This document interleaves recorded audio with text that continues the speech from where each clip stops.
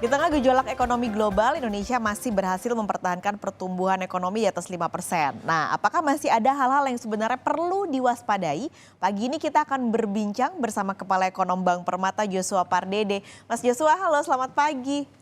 Selamat pagi Mbak Paskalis. Oke, ini mungkin kabar yang cukup menggembirakan ya karena kita berhasil lagi di atas 5%. Tapi tetap ada tapinya. Ini memang karena kita memang sudah stabil atau karena di kuartal-kuartal sebelumnya nih base-nya rendah. Jadi ketika kita mau mencapai tinggi lebih gampang gitu. Ya, saya tetap melihat bahwa momentum low base effect ataupun dasar yang cukup rendah dari tahun lalu itu masih masih kita rasakan ya sampai dengan kuartal kedua tahun ini. Dan ini juga terbukti jelas bahwa pemerintah baru merelaksasi PPKM dan juga baru menyatakan selesainya pandemi menjadi endemi pun juga baru di kuartal kedua ini sehingga dampaknya juga mobilitas tadi disampaikan bahwa meningkat dengan cukup signifikan dan juga pada kuartal kedua tahun ini pun juga tidak ada lagi pelarangan dari mudik. Tentunya kita bisa melihat bahwa ada hal yang berbeda, kondisi yang berbeda di tahun 2022 dan tahun 2023 sehingga itu yang makanya menyebabkan konsumsinya relatif tinggi dan yang perlu kita cermati adalah mungkin mulai kuartal 3 tahun ini dampak low base itu tidak akan kita rasakan lagi sehingga eee the real economy itu akan mulai di kuartal ketiga tahun ini dan ini harus kita lihat bahwa dari sisi tadi disebutkan bahwa net export sudah mulai mengalami penurunan ataupun pelambatan dan investasi pun juga diperkirakan masih akan tertahan ya, apalagi ini menjelang pemilu sehingga prospek untuk pertumbuhan di semester kedua tahun ini menjadi relatif akan cenderung lebih rendah dibandingkan semester satu karena situasi ataupun kondisi global kita tahu juga masih terus melambat sehingga ini pun juga akan bisa mempengaruhi sektor-sektor industri yang berorientasi ekspor seperti itu. Oke, nah ini sejalan Mas Joshua yang Mas Joshua katakan kalau melihat dari data PDB kuartal ini ekspor sama impor berkontraksi. Salah satunya juga karena negara-negara lain melambat. Ini apa yang harus dilakukan? Apalagi tadi di triwulan 3 sepertinya low base-nya sudah hilang, sudah akan ada pergerakan ekonomi yang sebenarnya gitu. Jadi apa yang harus pemerintah lakukan, Mas?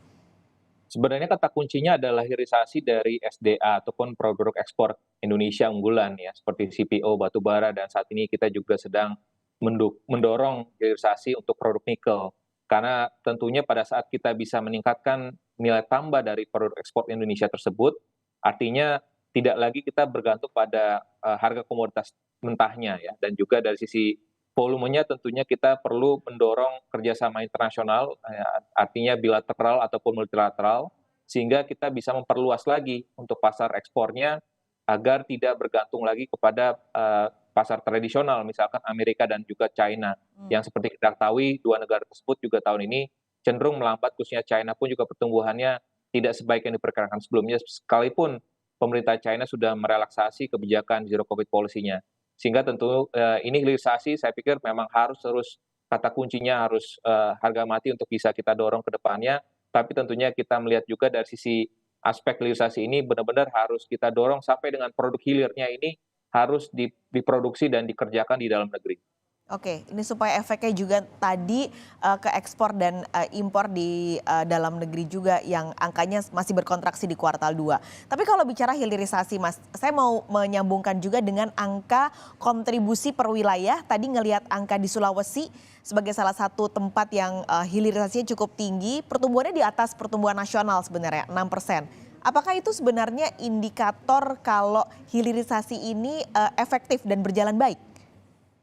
Ya, kalau kita menyatakan counterfactual tidak ada hilirisasi tentu ini cukup baik ya, tapi kalau kita melihat kondisinya saat ini, dengan adanya hilirisasi tentu masih ada hal-hal yang bisa kita dorong lebih lanjut.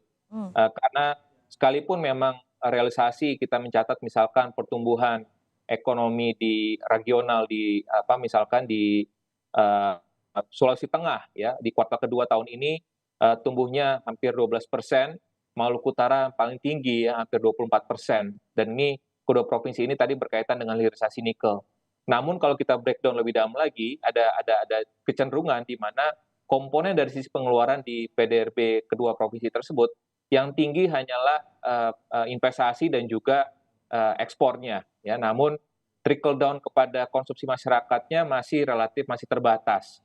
Karena tadi bahwa hilirisasi nikel tersebut misalkan ini masih 1-2 langkah dari produk mentahnya ya, dari bahan mentahnya gitu. Jadi artinya perlu kita dorong lagi bagaimana karena pada saat 2 proses itu dilakukan ini langsung diekspor ke China. Artinya kita perlu bagaimana menarik hilirisasi ini agar proses hilirisasi ini sampai dengan nanti misalkan stainless and steel ataupun sampai dengan end produknya baterai untuk mobil listrik ini harus dikerjakan di daerah tersebut gitu. Sehingga akhirnya nampaknya kepada konsumsi masyarakat, kepada penyerapan tenaga kerja di daerah tersebut pun juga akan lebih maksimal lagi ya. Sehingga kita berharap dengan adanya hilirisasi itu tentunya ini bisa diperluas ya kepada misalkan perkebunan CPO di Sumatera ataupun hilirisasi dari batu bara. Ini tentunya akan bisa meningkatkan, mengakselerasi reindustrialisasi, pengembangan manufaktur di sektor-sektor yang berbasis sumber daya alam. Sehingga harapannya tadi dari sisi kontribusi perekonomian di luar Jawa harapannya akan terus meningkat. Karena kalau kita lihat realisasi investasi sendiri, data BKPM, Kementerian Investasi, porsi dari investasi di luar Pulau Jawa sudah melampaui dari investasi di Pulau Jawa. Jadi sehingga kita masih memiliki harapan bahwa kedepannya hilirisasi ini akan menghasilkan dampak yang positif. Tadi kalau pemerintah bisa quote and quote memaksa ya para investor ini untuk membangun pabriknya untuk sampai dengan end produknya itu di dalam negeri. Oke, di dalam negeri di wilayah yang memang sumber daya alamnya tadi diolah di tempat hilirisasi tersebut. Jadi PR kayak masih banyak nih Mas untuk triwulan 3 dan juga triwulan 4. Apa saja kira-kira?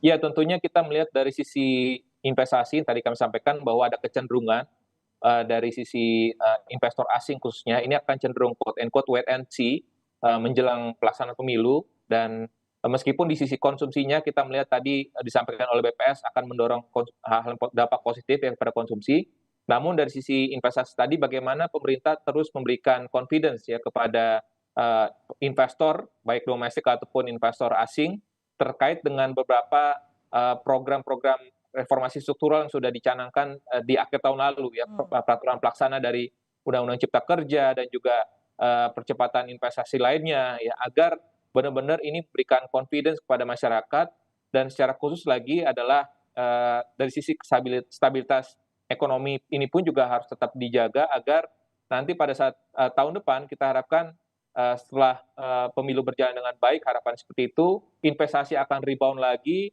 dan juga tadi konsumsi masyarakat pun juga harapannya dengan adanya penciptaan lapangan pekerjaan ya karena kalau kita melihat data kemiskinan memang menurun tapi dari sisi Gini ratio di wilayah perkotaan justru malah memburuk ya. Artinya di sini kita melihat masih ada masalah ketimpangan yang masih jadi PR bersama kita semua, sehingga perlu ada dorongan positif bagaimana sektor swasta juga berkontribusi dalam meningkatkan investasi, sehingga ada penciptaan usaha-usaha baru dan juga penciptaan lapangan kerja baru, sehingga harapannya pendapatan per kapita Indonesia terus akan meningkat dan harapannya juga dengan sendirinya dari sisi kemiskinan dan juga pengangguran akan bisa kita tekan ke depannya. Baik, terima kasih banyak Mas Joshua sudah berbagi informasi pagi ini di Kompas Bisnis. Sampai ketemu lagi, sehat selalu Mas.